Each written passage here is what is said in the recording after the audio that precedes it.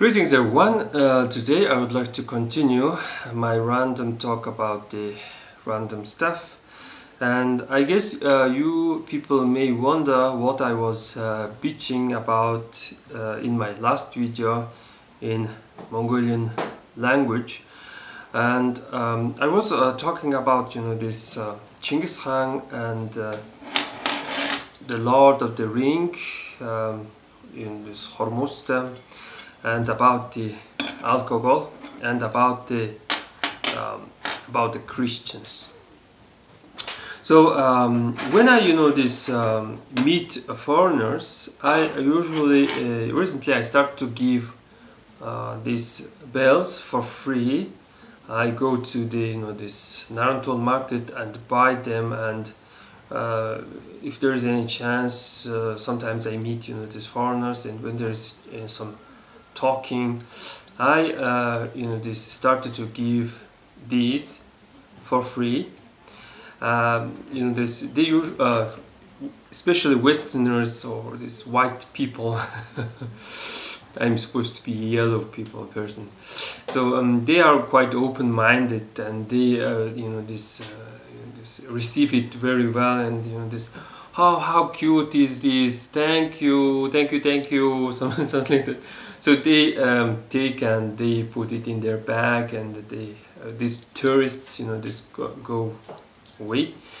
Of course, some of them this carrying this cross and stuff. I modified this bell to look like this, to little bit resemble this Egyptian cross. I guess it's called Ankh. So Ankh in Mongolian language, Ankh, when you say Ankh, it means the first.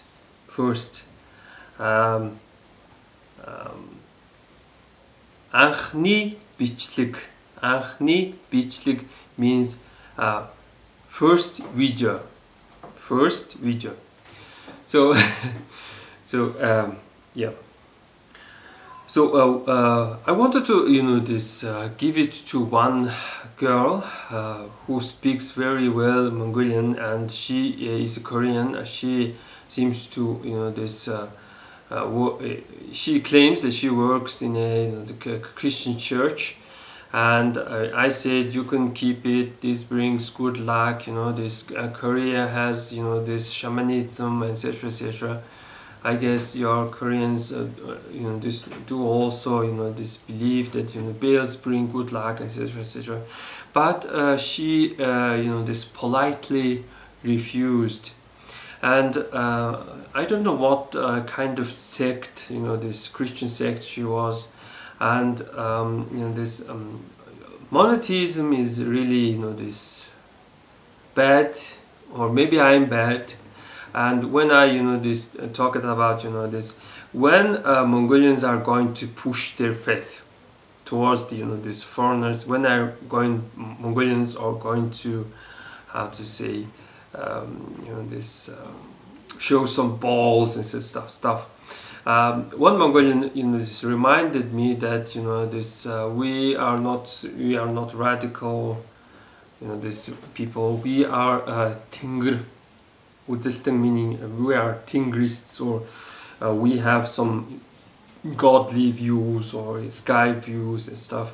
This means you are supposed to be very tolerant towards the other cultures, and I will put a video in the description below why this this polytheism, or having a many gods, is more good and how to say, more human thing compared to this totalitarianism or this monotheism. And yeah, so yeah, about this alcohol stuff, one can say that this is my this deep-held belief that in this true God do not this limit alcohol, and I will not explain why. So it's not logical or so to say. It's just this cultural stuff where in shamanism you have to drink some stuff in order to go into a trance and stuff. And there is this some historical, same time religious book called Altan Tovch, means golden dictionary or golden summary. But word Altan Tovch means this beloved child, or the child that receives all the attention. Is called a golden Tovch, meaning the golden button. So in this book there was some part where Genghis Khan receives a magical alcoholic drink from a Lord Hormasta, the Lord of the Ring, and he tasted that, and his brothers asked to taste it too. So he gave it to the brothers, but the brothers could taste it but could not swallow this alcohol. So there you go. There's some connection between this Genghis Khan and the Lord of the Ring. And sometimes Genghis Khan was believed to be a messenger of the Lord Hormasta. So what else? Today I would like to talk about something called a family relic. Relic has this 3 name or maybe more in Mongolian. It's mainly Ong, Shutang, Takhil. So when you have word Ong, and if you add Ge, Ongok, you have this beloved child. Beloved child is a Ongok, and it's also golden button. And one can say that if you have a child in your home, it's going to be your family relic. You have to keep it safe. You have to be looking after it. You have to be like basically worshipping to it. The main holy relic for a Mongolian was a fireplace. You try to keep it, this holy. You do not burn, this smelly bad stuff. You sometimes, this throw some piece of, this meat or this part of your food daily to please this relic. Or it can be, this something you put at your home. It's tahil. So this I make something like that, and it can be this called a relic. But there is one criteria to be a relic. A relic is something you talk to it. So let me imagine that this is the family relic. And every time I this drink stuff or this ask for some help, I usually talk with this cup. So almighty cup, or magical cup of my ancestors, please help me and guide me, give me strength and this health, etc., etc.